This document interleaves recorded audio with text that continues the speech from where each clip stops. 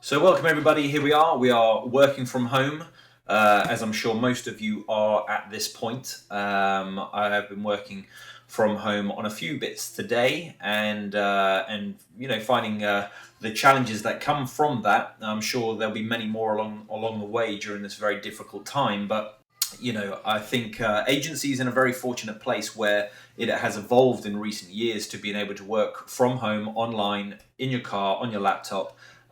We are a very, very, I think, tech-heavy market now in comparison to maybe 5 to 10 years ago. Christopher Shaw, who I work for, is a company that invested quite heavily in tech in the last 5 years, and as such, we hope to minimize the disruption that the coronavirus has obviously brought on our industry. One of the big things is being able to conduct normal business on a day-to-day, things like signing contracts, doing referencing, booking appointments. These are all things which we shifted to a cloud system many, many years ago, not for this particular reason, but it is proving very useful under the current circumstances. However, not everything can be done, obviously virtually or online in our job. And those are the things which we were mainly concerned about, which we've been seeking advice from and trying to get answers for today.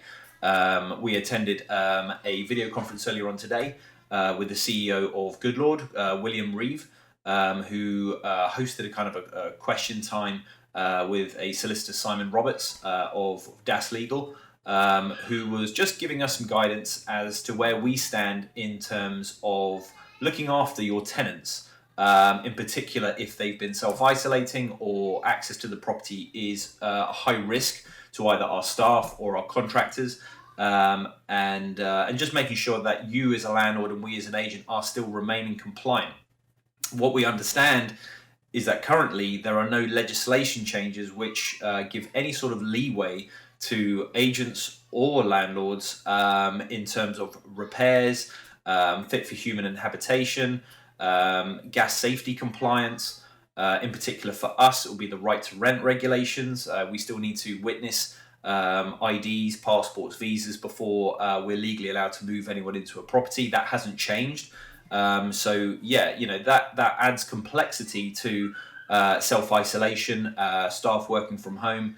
That can be very difficult to actually put into practice. So we will need to have a certain amount of physical contact. We will need to make sure that our staff are very safe in a time where really we're instructing everyone to work from home. So these are the challenges which we'll face. And as landlords, whether you have a managed service or whether you look after it yourself, the law gives no exceptions currently for any of the things that you need to do to make sure that you are keeping yourself legally compliant and your tenants safe. So one of the main things you need to do is continue doing all the things that you would regularly do, in particular your compliance and keeping your property safe. Heating when it's cold, obviously if a boiler goes down, this is one of the questions which probably has been put forward the most to ALA, our governing body, is what happens if someone's self-isolating and a boiler goes down? What can you do if a contractor refuses to go? These are difficult questions, but ultimately the law says that you have a duty of care to make sure that those things are fixed, repaired, and up and running as quickly as possible. So communication seems to be the biggest key. Today we've sent out emails to all of our landlords, all of our tenants, and all of our contractors with guidance as to what to do in those particular situations where physical contact is unavoidable. I would suggest if you are a landlord looking after your own tenants that you start up a regular dialogue with your tenants, in particular talking about the things such as maintenance, needing access to property for compliance.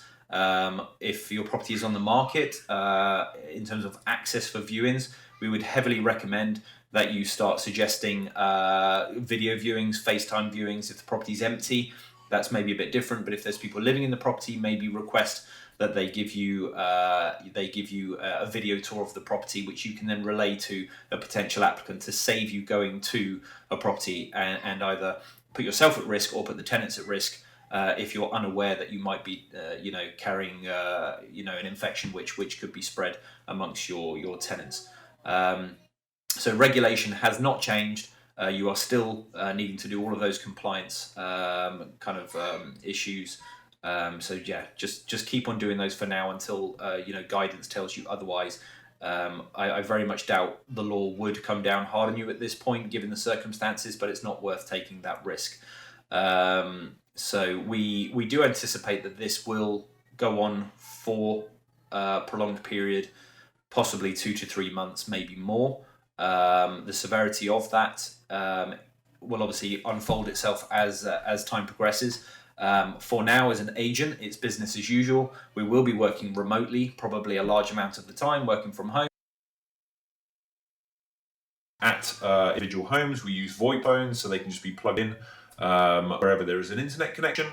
We currently have cloud software, which allows us to manage all of your rent payments, all of the compliance, reminders, notes, whatever we need as a business to operate. We have access to that from home, and I've certainly been using it quite comfortably for the last 24 hours. So I would say 90% of our business is able to operate pretty much as normal, without too much disruption. The biggest thing is the face-to-face. It's doing the viewings, it's releasing keys, whether that's keys to new tenants, keys to contractors, taking IDs.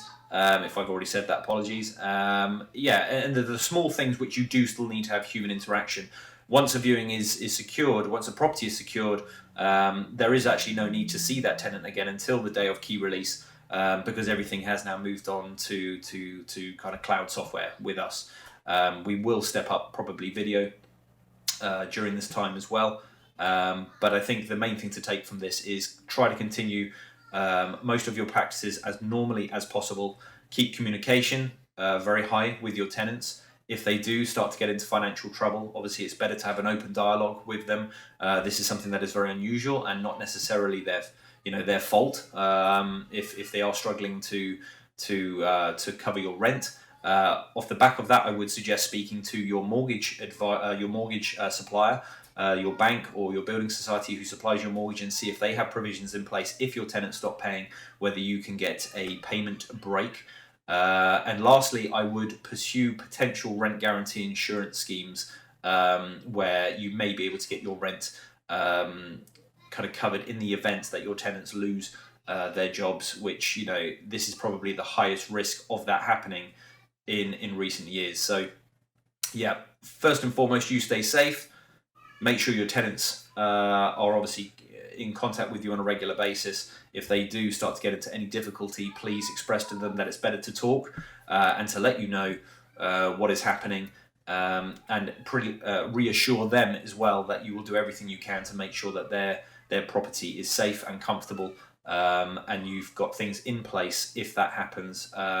In particular, you should look to expand your current list of contractors so that if one of your main contractors or your preferred boiler guy is unavailable or ill, that you have a plan B that you can go to. And that's something that we are looking at as well. We have a very good trusted panel of contractors, but that may not be enough. So those are some tips for you. Hopefully you find this video helpful. We will be bringing a lot more information to people as we find out from the government. Maybe go onto our website, christophershaw.co.uk, and subscribe to our newsletter. That is going to be where we update all of our landlords and tenants the most frequently. So please do opt in for that.